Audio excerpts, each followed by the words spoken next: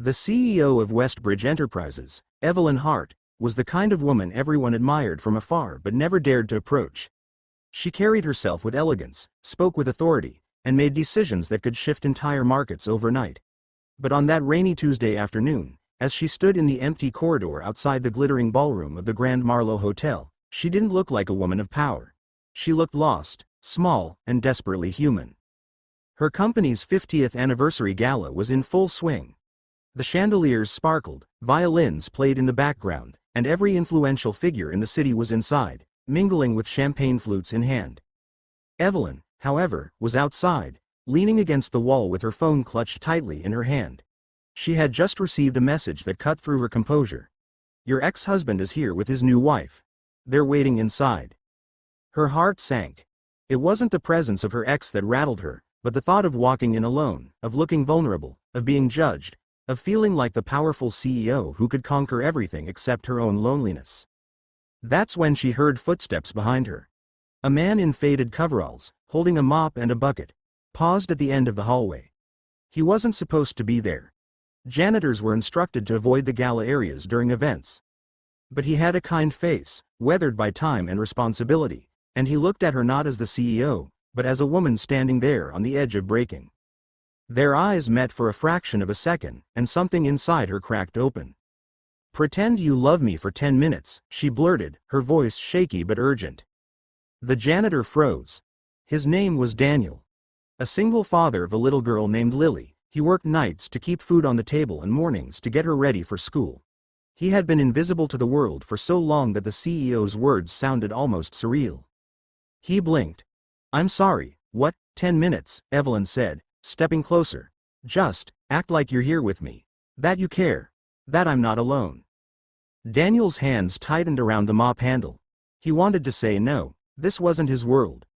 The chandeliers, the designer gowns, the men in tuxedos, it was all galaxies away from the life he knew. But something in her eyes, raw, pleading, the kind of loneliness no wealth could fix, made him nod. "All right," he said quietly. 10 minutes. When Evelyn walked into the ballroom, her hand was gently clasped in Daniel's. Heads turned immediately. The CEO everyone knew as untouchable now had someone by her side, someone no one recognized. Murmurs rippled through the crowd. Who was he? A new partner? A secret romance? Evelyn stood taller, her confidence flowing back into her spine. Daniel, for his part, did something he hadn't expected. He smiled. Not the nervous, awkward smile of a janitor out of place, but the warm, grounding smile of a man who knew how to make someone feel safe. They drifted toward the crowd, and Evelyn introduced him with a calm grace. "This is Daniel," she said simply. She didn't explain further, and no one dared press. But when Evelyn's ex-husband approached, arm linked with his dazzling new wife, Daniel felt her fingers tense against his. Without hesitation, he slipped an arm protectively around her waist, leaning in as if whispering an inside joke. Evelyn laughed, a sound so natural, so unforced, that even her ex raised an eyebrow. For the first time in years, Evelyn didn't feel like the one who had lost. She felt seen, valued, and unexpectedly cherished. As the evening unfolded, Daniel's presence shifted from awkward to magnetic. He didn't talk business or boast about accomplishments.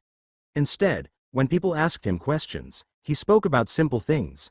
His daughter's love for painting, the way she insisted on reading him bedtime stories instead of the other way around, the beauty of small moments people often overlooked.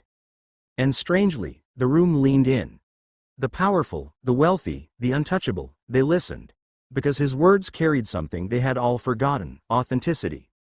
At one point, Evelyn excused herself to the stage to deliver her speech. Her voice was steady, her words rehearsed, but when she glanced at Daniel at the back of the room, standing tall, watching her with quiet encouragement, her voice softened.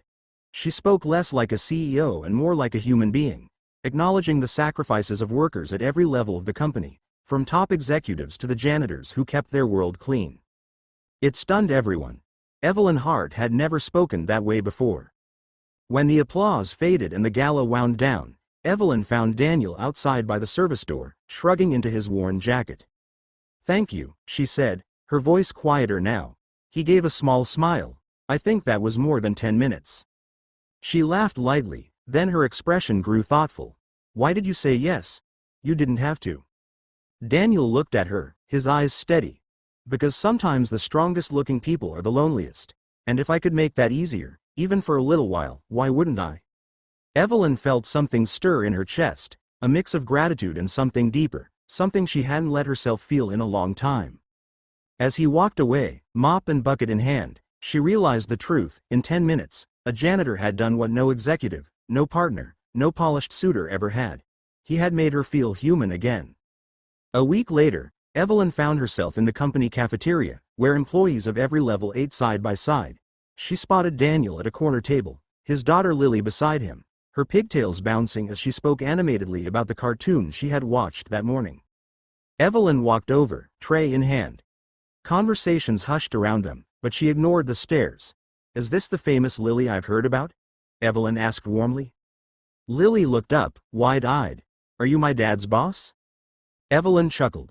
Something like that. The little girl grinned. He says you're very brave. Evelyn glanced at Daniel, whose ears turned pink. Well, she said softly, your dad might be the bravest person I know. The cafeteria fell silent as the CEO of the company sat down across from a janitor and his daughter. For the first time in Westbridge Enterprises' long history, the hierarchy blurred. In that small moment, there were no titles, just people. And it all began with 10 minutes of pretend love that turned out to be more real than anyone expected.